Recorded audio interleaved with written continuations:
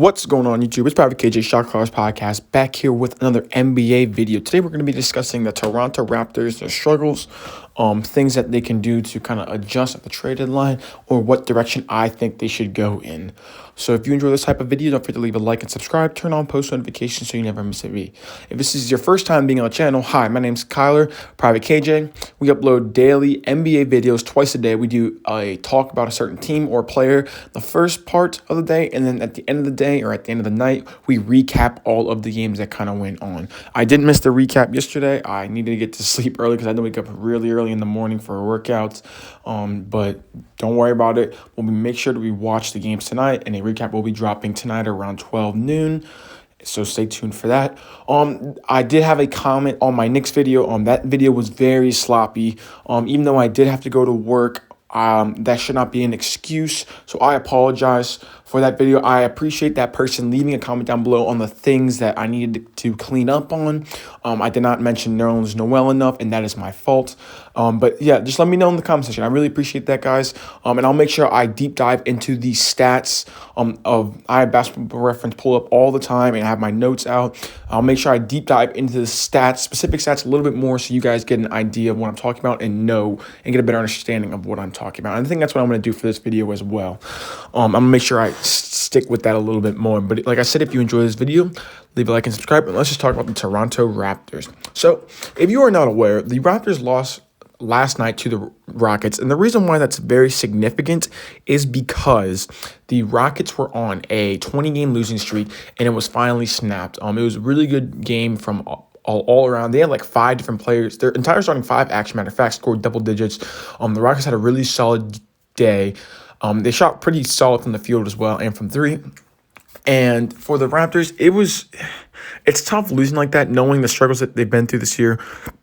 I think what makes it worse is what came out today. Pascal Siakam had a heated exchange with Nick Nurse and was fined $50,000. I just got another notification as I'm making this video, as funny as that is too. But yes, he was fined $50,000 for the Nick Nurse comments. And the interesting part about that is the fact that we don't know what direction this team is going to go into, because if you really look into it, what am I trying to get into? The Raptors don't have a really solid game plan moving forward, because they can either head in the direction of they should tank, which is what I'm going to talk about. I think they should do, or they can keep the roster what they do and hope to play for an 8 seed, 7 seed, and what is that going to get you? Nowhere. Now the Raptors have this thing with finding good gems and at the second round to undrafted players. They're really good at drafting those types of players. But at the end of the day, I talked about this early in the season, why I didn't think the Raptors were all that, even if they did clean it up. I just don't think this team talent wise is just that good, if you ask me my opinion. Now, the reason why I mention that is because, like I said, they had good players around them, but when we're talking talent, I know you don't have to be a number 1 draft pick to be talented, but let's be honest, you are a lottery pick for a reason, and a lot of their key role players are gems, undrafted players that they found, and there's nothing wrong with that, but at the end of the day, there are levels to this, and if they're, at the end of the day, really just role players. Outside of Fred VanVleet, he's a really good player, I think. I think Chris Boucher is a really good player. I think Pascal Siakam's a solid player.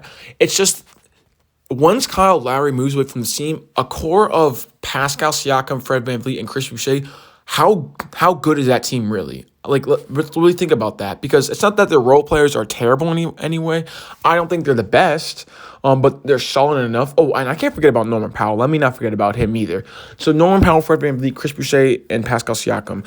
Pascal Siakam's been disappointing this year. Norman Powell's been great this year. I can't find a scenario where they let him walk. They need to make sure he is stuck with the team for the next 4 years or so.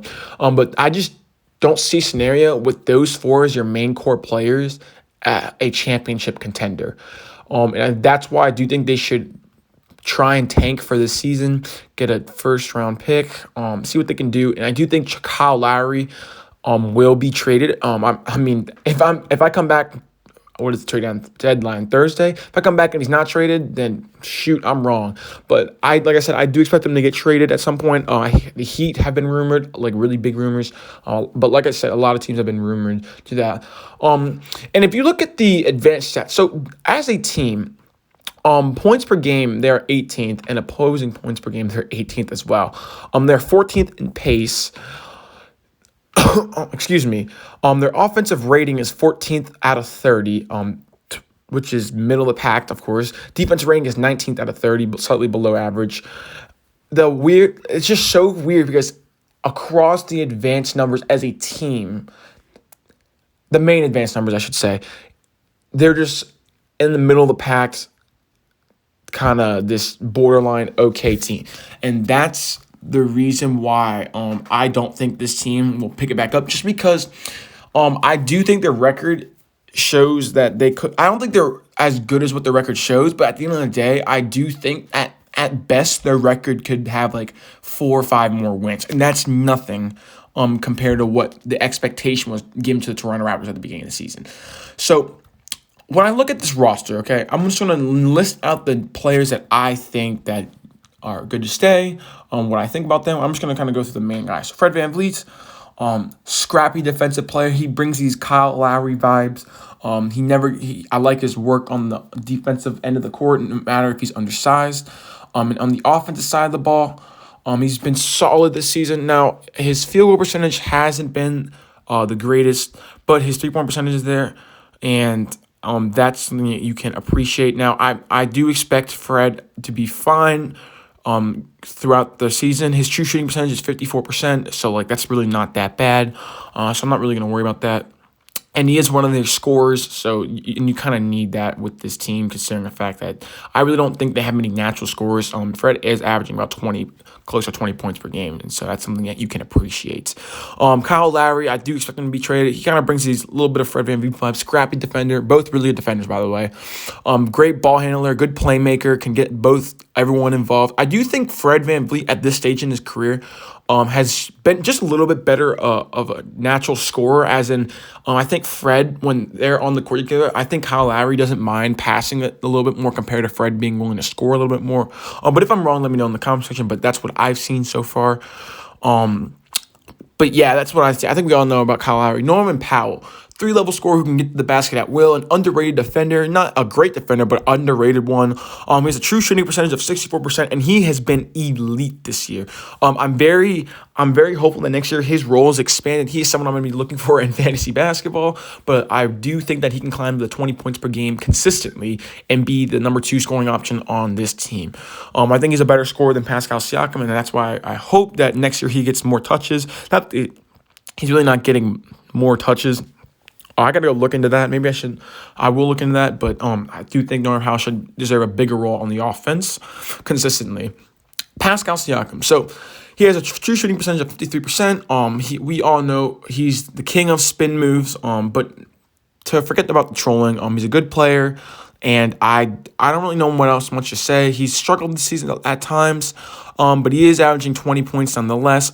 Could be on better efficiency, but he has picked it up a little bit as the season gone on, and that's something you can appreciate, because at the beginning of the season, he was shelling for jump shots way too much.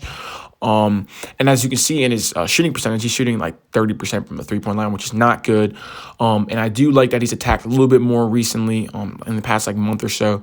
OG Anunoby, 3-and-D player. He can defend multiple positions, hit the 3-ball, and I do like his attacking ability. He hasn't really gone much out of a straight line drive, but I do like what he brings to the table.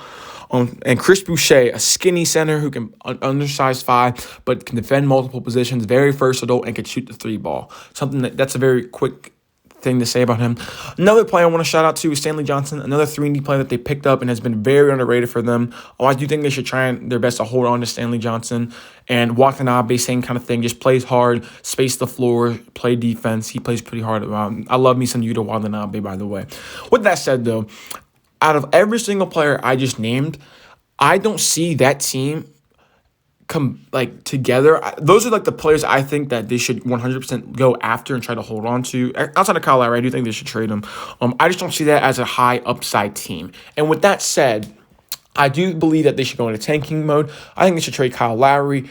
build the offense around Norman Powell and Fred VanVleet and try and not tank exactly, but be satisfied with settling for a lottery pick, because I don't see them going anywhere in the playoffs.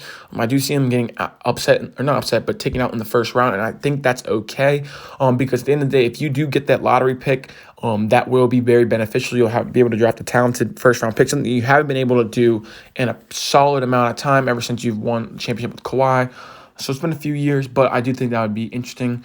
And I do believe that I do believe that Pascal Siakam in the near future could be on the trade market. And I wouldn't be surprised if they talk about it in the offseason, maybe next year, just because I'm not sure how good Pascal Siakam really is now that he was given to the keys and proved to us that he cannot be a number one option. And I'm not even sure if he can consistently be a number two option. But he does bring other aspects to the game that is beneficial. So I don't expect him to trade Pascal, because he is still, at the end of the day, a borderline all-star player. But I'm just curious to see what kind of news will come out to him this offseason and this upcoming next season. So yeah, that's kind of sort of my take on the Raptors. I do hope they turn it around next year, because I don't see them turning around this year. And I think they need to be content with just trying to go after the lottery. There's plenty of players that I think that they could benefit from. Obviously, Cade Cunningham would be great, but not everyone's going to be able to land him. Another player I think would be pretty solid with the team, matter of fact. I do like Jalen Suggs a lot coming out of Gonzaga. He has been very good for this team. Someone who can fit into the Raptors system, but I think can also be another scorer. Someone that can provide a scoring punch. So yeah, that's kind of my take on the Raptors. Not very good this year. Try and rebuild just for this year and see where it goes, instead of trying to clinch an 8th seed and get knocked out of the first round by Philly or Brooklyn. With that said, that'll conclude today's video. Don't forget to leave a like and subscribe. Turn on notifications so you never miss a beat. And with that said, Private KJ out.